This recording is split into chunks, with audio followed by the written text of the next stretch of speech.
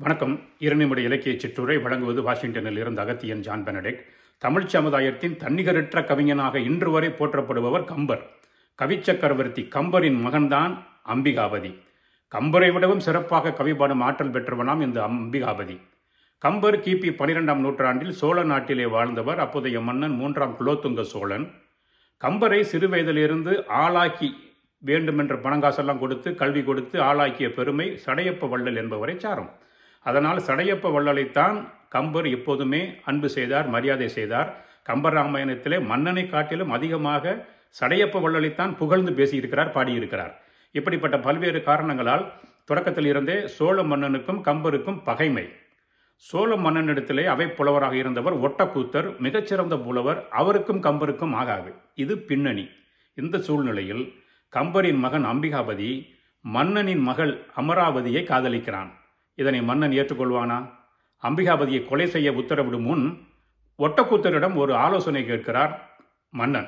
ஒட்டக்கூத்தர் சொல்கிறார், மன்னா, அம்பிகாபதி காதலே கதி என்று கிடக்கிறான்.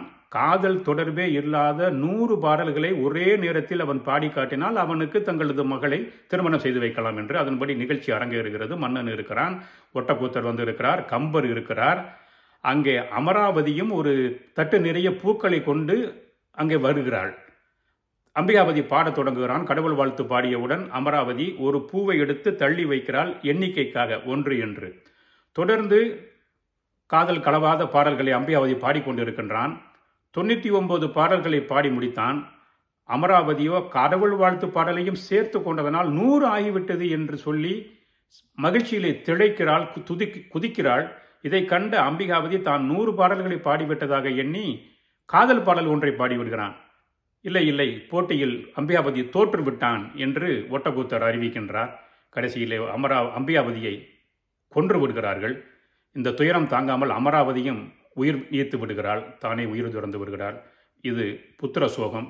இந்த சோகம் தீர்வதற்குள் கம்பருக்கு காவேரி என்ற ஒரு மகள் இருந்ததாகவும் அவளை மன்னனின் மகன் ஒருதலையாக காதலித்ததாகவும் இந்த செய்தி அறிந்த கம்பரின் மகள் தானே தன்னை மாய்த்து கொண்டதாகவும் ஒரு செய்தி நிலவுகிறது. இப்படி புத்திர சோகமே வாழ்க்கையாக வாழ்ந்தவர் தான் கம்பர்.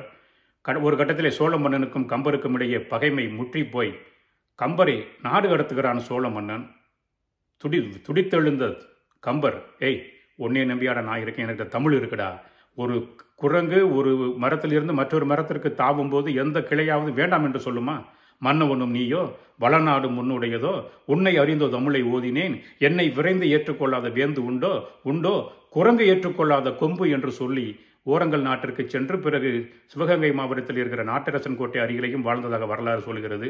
அவருடைய கடைசி காலமும் மன்னனின் கொடுமையால் பாதிக்கப்பட்டு மன்னன்தான் கம்பரை கொலை செய்தான் என்ற செய்தியும் நிலவுகிறது. அந்த கம்பன் மறைந்திருக்கலாம், ஆனால் கம்பனின் கவியும் சிறப்பும் புகழும் என்னாலும் வாழும். கடல் உள்ளவரை, கன்னி தமிழ் உள்ளவரை. நன்றி, வணக்கம்.